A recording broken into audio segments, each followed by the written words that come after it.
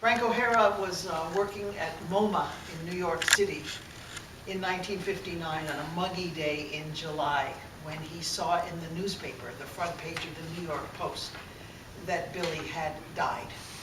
And he wrote a poem called The Day Lady Died. They called her Lady.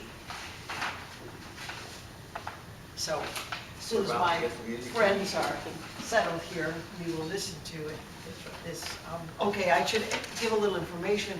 The poem ends with a reference to Billie Holiday singing at a club in New York called the Five Spot, and she often sang there a song called, what? Lover Man? No, Body and Soul. Body and Soul was her signature song, and she sang it to the pianist Mel Waldron. You'll hear all about this in the poem.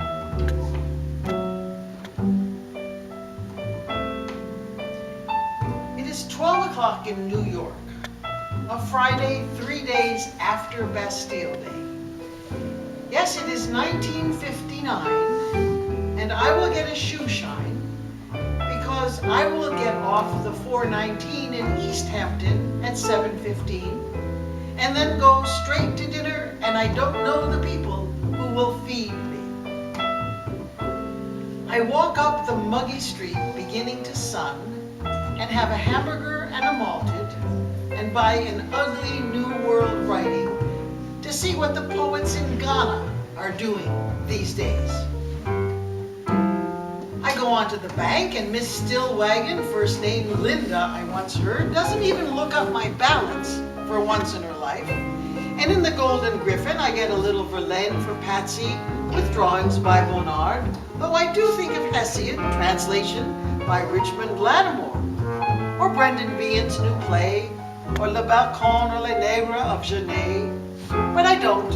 I stick with Verlaine after practically going to sleep with trying to decide. And for Mike, I just stroll into the Park Lane liquor store and ask for a bottle of Striga. And then I go back to where I came from, to 6th Avenue and the tobacconist in the Ziegfeld Theater. I casually ask for a carton of Gauloises and a carton of Picayunes and a New York Post with her face on it. And I am sweating a lot by now and thinking of leaning on the door of the toilet in the Five Spot while she whispered a song along the keyboard to Mal Waldron, and everyone and I